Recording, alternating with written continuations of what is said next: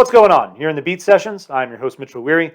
Let's talk about this new collaboration between Khruangbin and Leon Bridges entitled Texas Moon. They released that on February 18th. It's the second collaboration between the two, and it follows their 2020 effort, Texas Sun. And I'm very pleased to see these guys putting out another EP. I think this is going to be a collaboration that we will see for years to come. And it just makes sense. It's just a match made in heaven to me. You have two outfits that have garnered a lot of popularity in the last decade or so, and for good reason. Leon Bridges has this very distinct style of contemporary soul and R&B. And Khruangbin, I mean, their music is embracing any and all influences. They refuse to be lumped into a category. They're very vocal about it.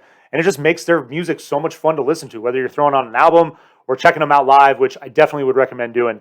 But there's two things that I think really make this collaboration work well. And that it's that when they're both working on their own, Leon Bridges and Khruangbin both embrace this excellent aspect of minimalism in their music. And I really like the way that they can just make one note hang, or, Khruangbin, for example, I just love Laura Lee and DJ Johnson from a percussion standpoint. They can bring the thunder, or they can keep it very basic, allowing Mark Spear to just kind of do his thing and work around them. So I think that the two coming together, they both have this understanding of how that works in music. And I think collaboratively, it really makes their music very strong. The other thing is just this subtle feeling of funk that drives their sound. And I think no matter what either of them are doing on their own, there's always a bit of funkiness to their music. And so this new project, Texas Moon, while it's very mellow, very laid back, really embracing, that title of the moon. I mean, you throw this thing on and I think of, an ethereal desert night in the summer where you just want to get out on the road, kick the windows down, that warm air is just blowing in your face. It really just has this very surreal, ethereal element to it. And so there is a bit of funk to it. And while, I just talked about all this, it really makes me think of Funkadelic. That's what I thought of when I heard this EP. Really just a very mellow, cool feel to the music, just a slight bit of funk to carry it. And this thing is it's something that you're going to get lost in. It's too bad that it's only 22 minutes, 23 minutes, because if it ran for another 20 minutes, I think it would be just as easy to flip the B-side over on this thing and take in another 4 or 5 songs. Wonderful effort from them. And like I said, hopefully we get lots of projects like this from them in the future. Starts off with Doris and really establishes that psychedelic, soulful sound. Very mellow track.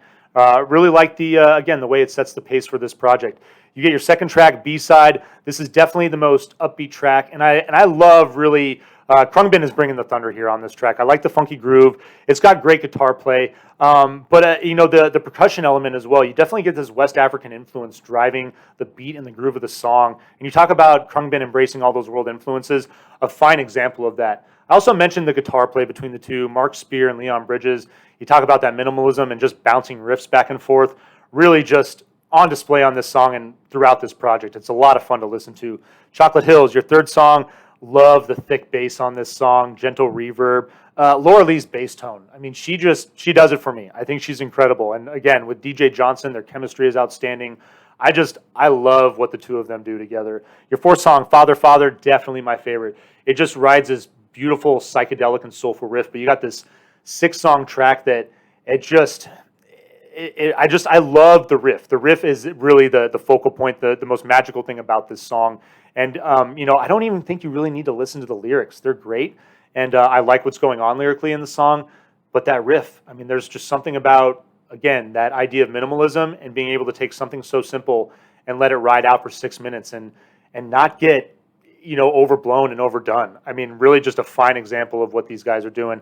And then Marielle is your final song. I love the way this thing closes out. Picks it up a bit. It's got a nice ambient groove. A little bit of this ethereal reverb, kind of like a country, gentle country vibe to it as well. Reminded me of Still Corners and what they do. Really like this song a lot, but definitely a vinyl please. This is just a fun project, a great collaboration, the type of thing that makes you excited about music. Both of these outfits on their own are great and totally worth listening to, but you just see them bring something out of each other when they're in together in the studio, and this EP is a fine demonstration of that. So we're going to vinyl please this.